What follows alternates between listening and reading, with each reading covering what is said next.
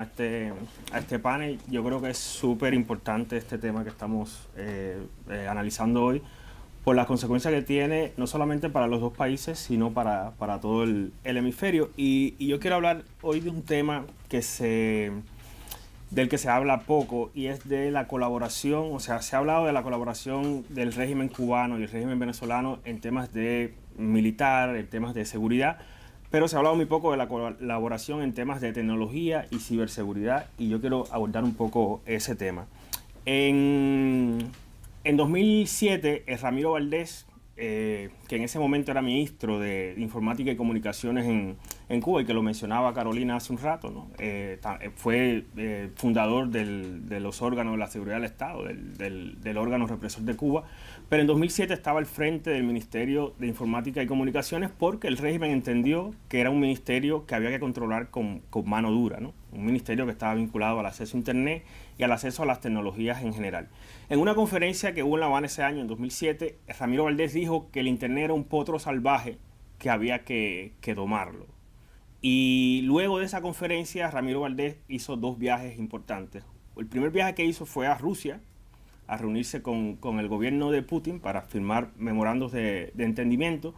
Y el segundo viaje que hizo ese año fue a Venezuela, precisamente también a hacer lo mismo, a firmar un acuerdo un memorando de entendimiento con el director en ese momento de PDVSA, para cambiar todo el sistema que tenía que ver con informática que tenía PDVSA en ese momento, y empezar a brindar servicios de software a PDVSA, y a iniciar un vínculo entre Cuba y Venezuela que incluyó en ese momento empresas como Copestel, que dirigió durante mucho tiempo este señor Ramiro Valdés, y empresas como Albet, que es una empresa vinculada a la Universidad de Ciencias Informáticas, una universidad que fundó Fidel Castro, que fue la base del Lourdes de Radio Escuchas en La Habana. Estas empresas estuvieron muy vinculadas a todo el sector estatal de Venezuela, al punto de que llegaron, por ejemplo, a instalar todo el cableado estructurado del Ministerio de Justicia de Venezuela, el cableado y los servidores de ese Ministerio de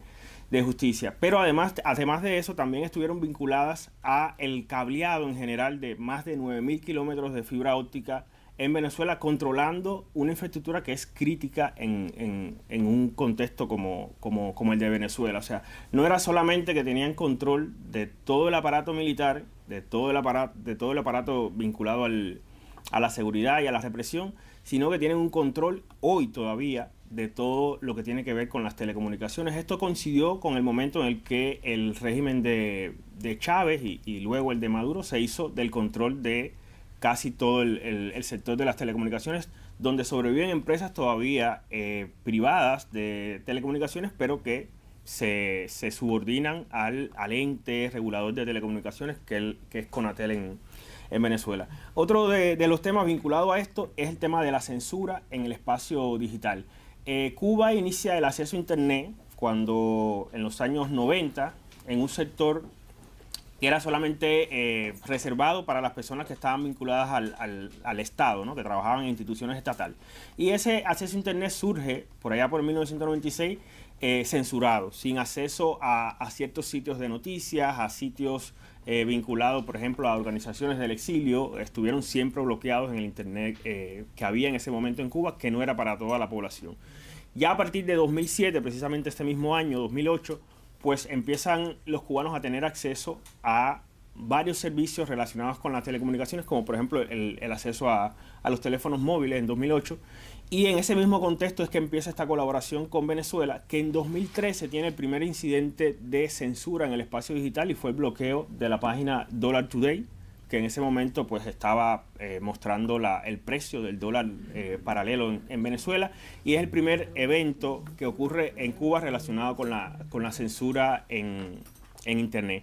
Luego sucedieron otros eventos durante la asunción de Guaidó como presidente encargado. También hubo censura que se extendió incluso a las redes sociales, un apagón de redes sociales, algo que también ha sucedido en Cuba. Yo escuchaba a Salomé cuando ponía los ejemplos incluso de lo que había sucedido con activistas en Cuba y en Venezuela con respecto a a lo que habían hecho en redes sociales, ¿no? Y cómo eso le había costado, pues, la prisión. Hay una colaboración entre ambos regímenes para este tema. Y el otro tema que yo creo que es importante destacar es las leyes que han implementado en los últimos años. En el caso de Cuba, el decreto 370, una ley por la que han sido multados varios cubanos por el contenido que comparten en redes sociales, y en el caso de Venezuela, bueno, la ley contra el odio, y más recientemente después de estas protestas, luego del 28 de julio de este año, pues muchas personas están presas hoy precisamente por lo que postean en redes sociales. Entonces, en resumen, quería pues destacar esto, ¿no? De cómo hay una colaboración en materia de telecomunicaciones, ciberseguridad y de lo que es la censura en el Internet y en las redes sociales.